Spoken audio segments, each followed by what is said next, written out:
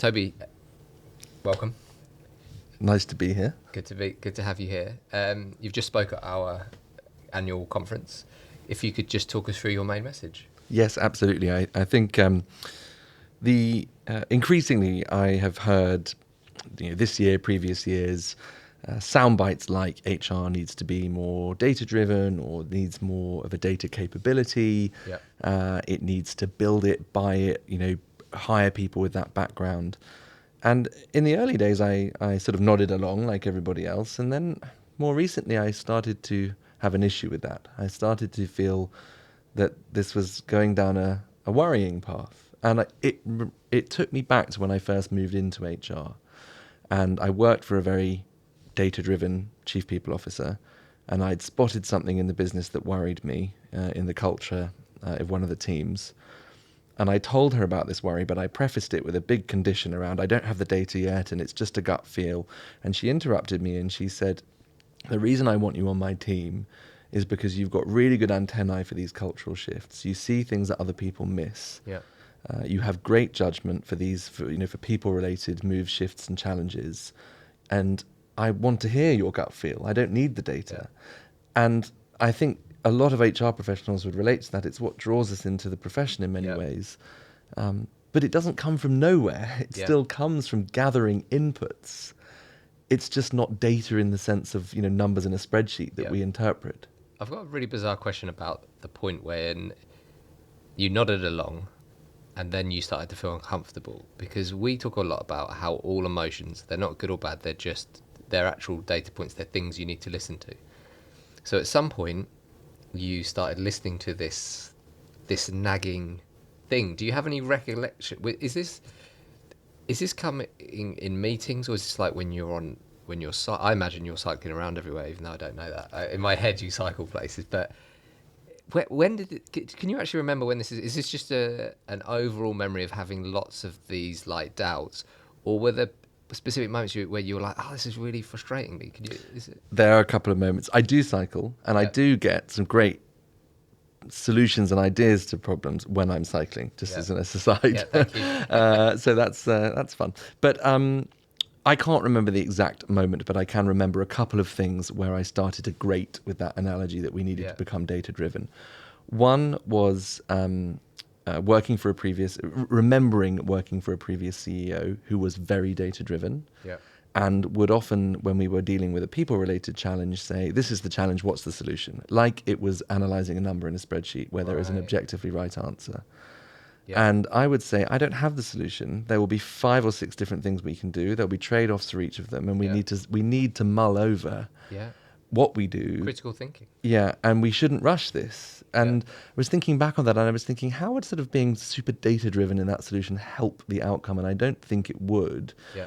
And then the other piece was more around a bit of an assumption that data-driven can be catering for the most obvious, strongest answer. And then that was a DE&I concern. Right. Because data in the purest... I read something that an AI recommended not to hire women over of a certain age because they're most likely to take extended leave. Yeah. So it had analysed the workforce, and it had seen that a few women were on extended leave because they were on maternity leave. Yeah. So, and obviously that's a very stark example, and hopefully nobody would fall blindly into that trap. Yeah.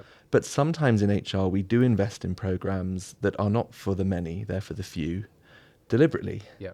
And then again, I'm thinking that requires a different analysis on top of the data to make a decision that you're going to do something that is at odds with the data. Yeah. And then I think the final piece was, what about all that stuff that we capture, see, and hear? I reflected on where I bring most value in my discussions with, strategic senior stakeholders. Yeah. And I'm lucky enough to work in an organisation where there is an understanding that there is value in stories and what you hear from your team. But they will ask us and me and my team, and they'll say, what are you hearing from the team on the ground? We can see that we want to be more productive here, we want to increase the ramp time here, but what are you hearing and seeing? What frustrations are you hearing and seeing? And sometimes it's only when you add that on that an actual decision is made. Yeah. And then that got me thinking, I could crunch these numbers, I could train myself to do it, it's going to take me freaking ages. Yeah. Or I could go and speak to my colleague in FP&A who will do a really good job real fast. And that will give me what I need to be able to then add in my expertise, Yep. the human stories, the data with the soul, and the two combined is the superpower. So I'm not for a minute dismissing the value of data, Yeah. but I'm challenging the interpretation that HR needs to be more quote unquote data driven, data qualified. Yeah, I love that. And one thing I noticed in the audience, because I try and watch the talks, but I also watch the audience at the same time from the back. And one of the things I noticed in one of your talks that created a lightness that I observed in people was something that you gave permission for people to do, which when I say it to the listeners, they're going to think this sounds really obvious. But, and correct me if I've got this wrong, you effectively said to a group of HR professionals, of which you are, that you can talk about things that are not HR related.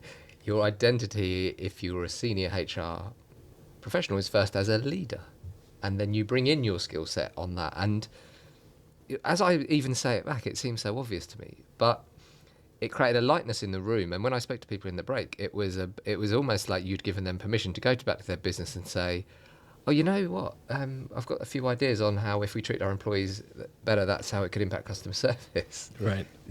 Is that something? Was that an off-the-cuff remark, that point, or was that something you think about or have deployed before? No, I think about it. I've deployed it with a part of the business that I support initially. So I support our chief customer officer and her organisation. And we have been very intentional about the VPs that report into her to say, you are here to do so much more than just provide a strategy for your specific sub-department of the chief customer officer's organisation. You are collectively the team that leads customer success for HiBob. Yeah. And so you need to have the mental barriers need to come down. We have some really seasoned professionals that kind of implicitly understand that. It's perhaps the layer below. We're also working on that to say, your job here is to be a critical voice in the overall running of this part of the business. Yeah. So then when you're coaching other parts of the business on that, I think, we've got to listen to our own advice and think, am I also doing that? We just had an executive leadership week with all of our VPs globally, no matter what the function. And, we were discussing collectively business problems. Yeah. We weren't working in silos for our specific areas. And this also links to that data conversation, because if we are collecting data of our own, i.e. through the one-to-ones, the stories, the pattern recognition, the feedback, we do need to tie that to what the business is trying to solve, not what HR is trying to solve, but what the business is trying to solve. And so if you can bring those together and you walk into a room and you say to the C team, hey, let's refresh this, refresh us on the strategy for the second half of this year. We want to make sure what we're doing is directly in line with it. Yep. What are the top 3 concerns? Or there was a board meeting last week. What were the headlines? What were the updates? How are we doing? Yep. These questions to leadership is where we generate the empathy with them, rather than rushing in and presenting an initiative that we're doing. Yep.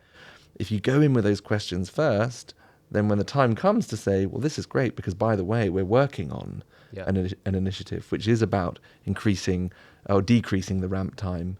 And so that piece around, reaching revenue numbers for the year that you're worried about, we feel that worry and there's stuff that we're working on that will directly impact it. Yeah. It's a very different conversation. 2 final questions. Why do you have such a problem with amateur data scientists?